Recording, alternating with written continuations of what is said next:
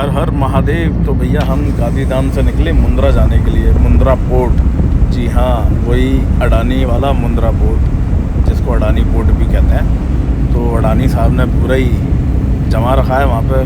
काफ़ी बड़ा पोर्ट है इंडिया का, और मोस्टली जितनी भी उत्तर प्रदेश की, हरियाणा की, पंजाब की जितनी भी एक्सपोर्ट की शिपमेंट्स जाती हैं मोस्टली मुंद्रा पोर्ट होकर ही जाती हैं। ये भाई साहब का कुछ खो गया, ढूंढ रहे हैं।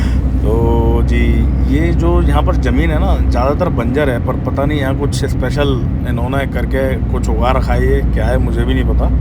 एनीवे, मैं ये करने नहीं आया था, बस ऐसे वीडियो बनाने लग गया। कुछ दिखा जंगल में उगता हुआ तो जी मुंद्रा पोर्ट की ये रोड है गांधीधाम से लगभग 60-70 किलोमीटर है। यहाँ पर ज़मीन बंजर है, पर ये जो विंड मिल्स है ना इतने सारे, ये पैसे कमा के देते हैं लोगों को। तो जैसे एक विंड मिल लगा लिया, अब इससे जो इलेक्ट्रिसिटी जनरेट हो रही है तो वो गवर्नमेंट को देते हैं, गवर्नमेंट उसके पैसे देती है।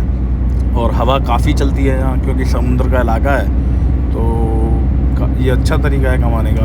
और ये बंजर ज़मीन पर लगे हुए हैं, तो ज़मीन की कीमतें भी ऐसा नहीं है कि जो रास्ते में बहुत ज़्यादा नहीं है। पोर्ट के पास तो काफ़ी महंगी है, क्योंकि वहाँ पर लोग गोडाउन वगैरह बनाते हैं। ये पोर्ट यूज़र बिल्डिंग में पहुँच गया।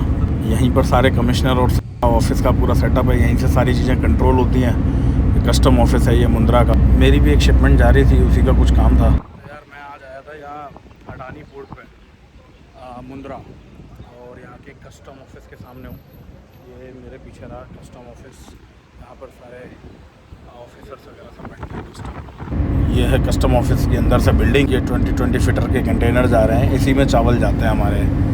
और ये बड़े वाले कंटेनर 40 फीटर होते हैं, ये पीछे जा रहा है। ये 40 फीटर कंटेनर आया, इसमें वो चीज़ें जाती हैं जिनकी डेंसिटी थोड़ी कम होती है, लाइक हैंडीक्राफ्ट की आइटम हैं, मखाने हैं। तो चावल का क्या डेंसिटी ज़्यादा होती है, तो वज़न ज़्यादा हो जाता है, इसलिए वो छोटे कंटेनर्स में ही बेचते हैं, ताकि 40 फीटर कंटेनर में ज़्यादा चावल आ जाएंगे तो वेट ज़्यादा हो जाएगा, फिर अलाउड नहीं होता उतना।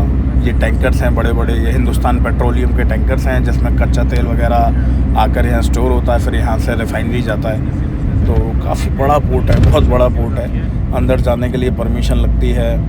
और ये गाड़ियाँ हैं स्विफ्ट, मारुति स्विफ्ट, ये एक्सपोर्ट हो रही हैं। देखो इसका ड्राइविंग साइड भी लेफ्ट हैंड साइड है, और एक्सपोर्ट के लिए बंदरगाह, मतलब जहाँ पर शिप लगे हुए हैं उधर की तरफ जा रही है। अभी मैं अपोजिट साइड आ गया हूँ, तो लाइन लगा के ड्राइवर जा रहे हैं। ये सब शिप में गाड़ियाँ चलाएंगे, पानी के जहाज़ में। इस तरीके से ट्रेन से भी कंटेनर्स आते हैं, अलग अलग आईसीडी जो होते हैं, जैसे आईसीडी दादरी, तुगलकाबाद, आईसीडी सोनीपत, वहाँ से बड़े बड़े कंटेनर्स ऐसे ट्रेन में भर के आते हैं, और ट्रेन फिर पोर्ट तक ले जाती है। फिर पोर्ट से मशीन द्वारा बंदर, मतलब ये शिप के ऊपर रखे जाते हैं पानी के, और फिर वहाँ से एक्सपोर्ट होते हैं। तो अलग अलग तरीके के कंटेनर्स हैं। अब जैसे ये गोल वाला कंटेनर है, इसमें कुछ गैस या कुछ एक्सपोर्ट हो रही है, या कोई केमिकल वगैरह होगा। तो इस तरीके से अलग अलग टाइप को अलग अलग तरीके से एक्सपोर्ट किया जाता है। ये लकड़ी है, ये भी एक्सपोर्ट हो रही है। किस चीज़ की लकड़ी है क्या है पता नहीं, पर इसमें मार्किंग की हुई है। तो ये मेरा माल है, यहाँ ये चावल कट्टे में पैक्ड है। ये जाना है दुबई। ये कंटेनर डिपो है, CFS जिसको बोलते हैं,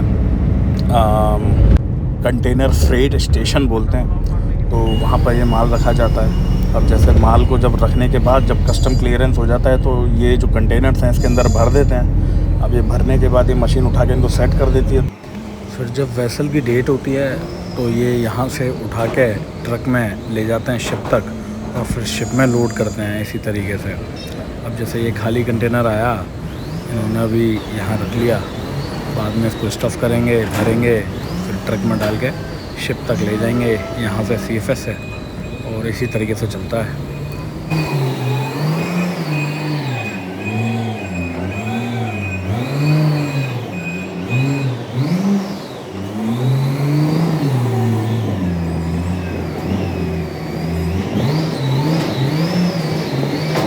ये 20 फीटर कंटेनर में 25-26 टन चावल आ जाता है, 25,000 से 26,000 किलो। और ये भाई 60 रुपये में पैसा वसूल थाली यहाँ मिली कस्टम ऑफिस में, जिसमें गुजराती छाछ अनलिमिटेड है। कितनी भी खाओ, कितनी भी पियो, अनलिमिटेड ही थी थाली भी पूरी। कितनी भी रोटी खाओ, कितना भी कुछ करो, बढ़िया मज़ा आ गया जी। मज़ा आ रहा हो भैया तो ये घंटे वाला बटन दबा देना, लाइक कर देना, कमेंट कर देना, शेयर कर देना। हर हर महादेव, मिलते हैं अगले ब्लॉग में।